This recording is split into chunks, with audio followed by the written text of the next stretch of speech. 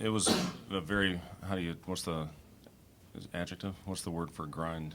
It was a big grind, a hard grind, grinding.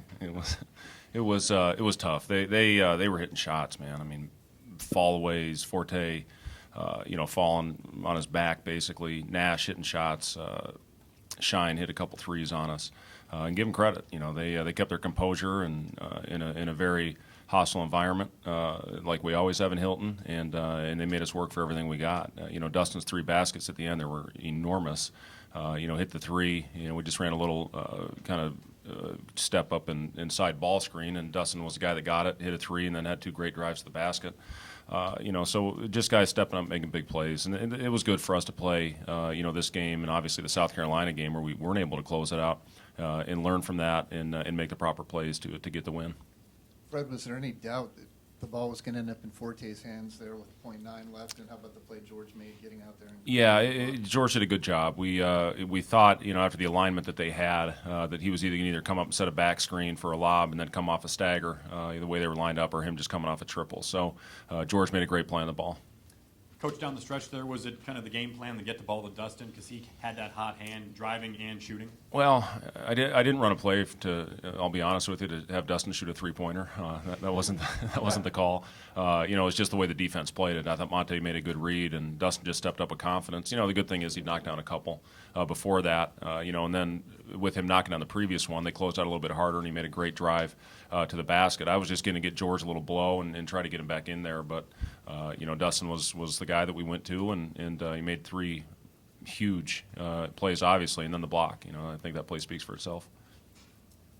You mentioned George sitting for a lot of the last 4 minutes. Bryce sat the entire 4 minutes. Is that a tough decision for you to keep those guys on the bench, even if they hadn't been playing? Yeah, it is. The way Matt Thomas was playing, obviously we needed him on the floor with the way that he was shooting it and keeping a defender close. They weren't leaving him at all.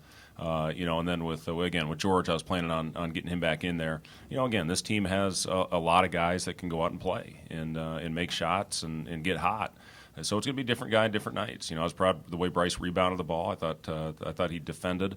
He just struggled a little bit in the offensive end. But that happens, and it's great luxury to have a guy like Matt Thomas that can step up and carry the team for a while. I thought those 2 threes he hit before half were a big momentum lift for us.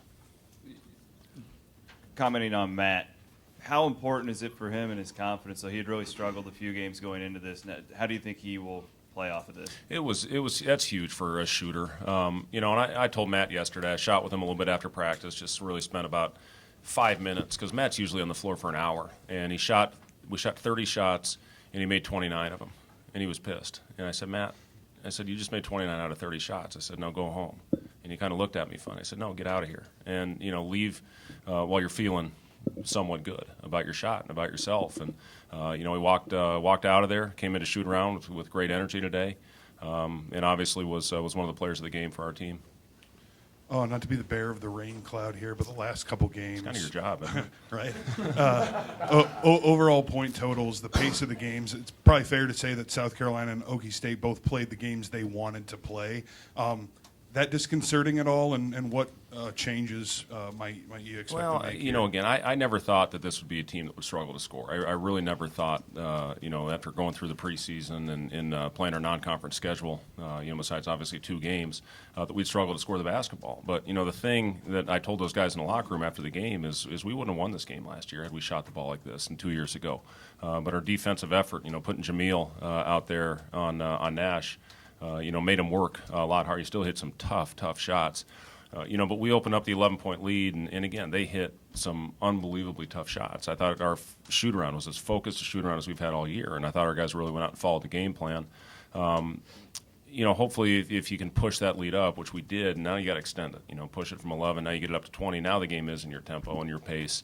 So those are things. I thought after their made baskets, it's a lot easier to run after misses. On made baskets, there in the second half, we weren't able to play the pace we wanted.